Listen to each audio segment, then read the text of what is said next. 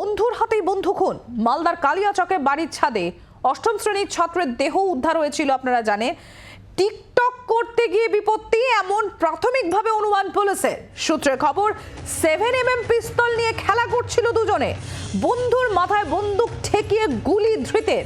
কিশোরদের হাতে কিভাবে আগ্নেয়াস্ত্র এলো খতিয়ে দেখছে পুলিশ। মালদার ঘটনা আপনারা জানেন, অষ্টম শ্রেণীর ছাত্র, সে অষ্টম শ্রেণীর ছাত্রের গতকাল তার দেহ উদ্ধার হয় আপনারা জানেন বাড়ির ছাদে। আর এখন যেটা প্রাথমিক তদন্তের পর অনুমান করা হচ্ছে যে বন্ধুর হাতেই কি তাহলে বন্ধু খুন হয়েছে। রণজয় সিংহ আমাদের প্রতিনিধি রয়েছেন আমাদের সঙ্গে।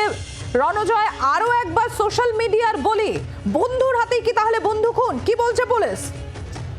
সম্প্রতি পুলিশ কর্তারা মনে করছেন যে গতকাল যেভাবে ছাত্রী খুন হয় এবং যেভাবে তার মাথায় গুলি বিদ্ধ অবস্থা তাকে পাওয়া যায়, তাতে পুলিশ কর্তারা মনে করছেন এই ঘটনার সঙ্গে সামাজিক মাধ্যমে যারা সামাজিক মাধ্যমে যে রিলস বানানো হয়, সেই রিলস বানানোর সময় এই ঘটনা ঘটেছে।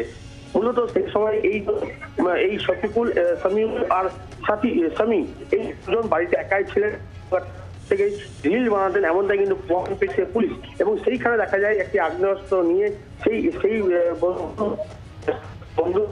বন্ধু সামিউলের মাথায় ঠেকায় এবং সেখানে গুলি ছড়ে এবং সেই গুলির আঘাতেই মৃত্যু হয়েছে। পুলিশ এখনো পর্যন্ত মনে করছেন যে এই ঘটনার সঙ্গে সোশ্যাল মাধ্যমে যে রিলস কিন্তু খুন হয়েছে, বন্ধু হয়েছে এমনটাই কিন্তু মনে করা হয়। তদন্তে পুলিশ কর্তারা বেশ রণজয়, তোমার কথা স্পষ্ট নয়। হ্যালো, হ্যাঁ রণজয়।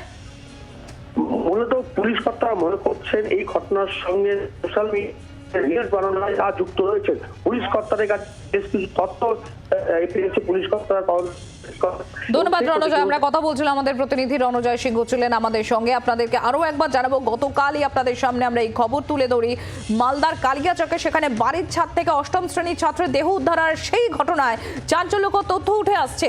তাহলে কি বন্ধুর হাতেই বন্ধু খুন? প্রাথমিকভাবে অনুমান পুলিশের যে রিলস করতে গিয়ে বিপত্তি, এমনই অনুমান পুলিশের। সূত্র মারফত খবর, 7mm পিস্তল নিয়ে খেলা করছিল দুজনে।